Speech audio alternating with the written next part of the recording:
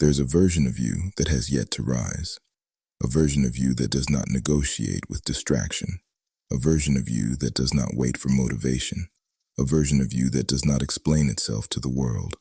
That version already exists. It is not something you need to create. It is something you need to remove interference from. Because the reason most people never become disciplined is not because they lack willpower. It's because their inner world is disordered. They wake up ruled by impulse, pulled by emotion, dragged by appetite, distracted by noise. And then they wonder why nothing holds. Discipline is not intensity. It is not force. It is not aggression toward yourself. Discipline is inner order. When order exists inside, action becomes natural. When it doesn't, everything requires effort. In ancient systems of wisdom, this inner order was understood clearly. It was called ma'at, truth, balance, right measure, not morality, not rules imposed from outside, but alignment.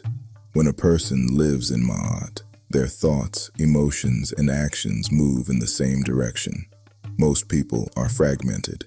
They think one thing, feel another, and do something else entirely. That fragmentation is exhausting. Discipline is what happens when fragmentation ends. The first sign of real discipline is silence.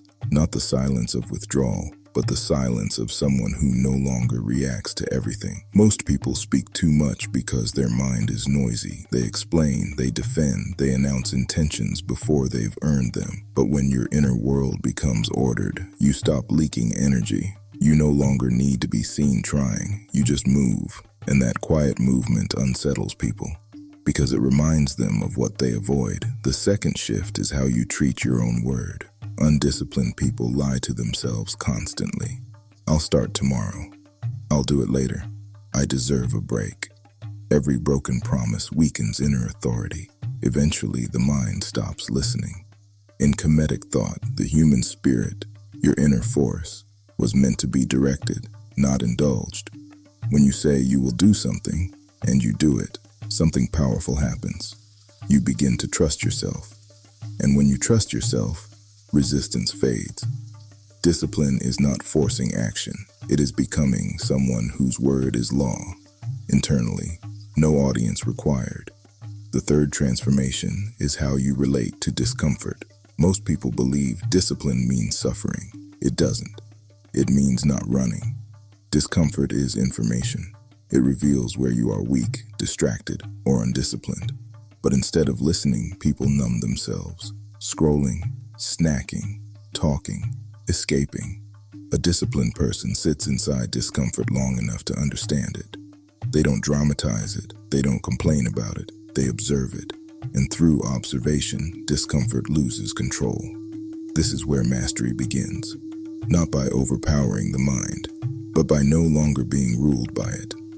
The fourth shift is focus. Most people's attention is fractured into fragments too small to build anything meaningful. They consume constantly, but create nothing. They react constantly, but decide nothing. Discipline is the ability to place attention deliberately on one task, one thought, one action, and remain there. In ancient teachings, wisdom was associated with clarity of thought, the ability to see what matters and ignore what doesn't. When your attention sharpens, your life simplifies. You stop doing everything and start doing what is necessary. That simplicity looks like power from the outside. The fifth transformation is boundaries. Undisciplined people are accessible to everyone and everything. Every message gets answered. Every request gets considered. Every distraction gets entertained. But discipline requires protection. Protection of time. Protection of energy. Protection of intent. When you begin to say no, calmly, cleanly, without explanation, people feel it. Not because you are harsh, but because you are grounded. Boundaries are not walls. They are filters. They remove chaos and leave alignment. And people who live in chaos feel threatened by alignment. That's why your discipline will scare them. Not because you are extreme, but because you are consistent. The final shift is identity. Most people try to act disciplined without becoming disciplined. They rely on systems, hacks, and motivation. But discipline is not a behavior. It is an identity rooted in order.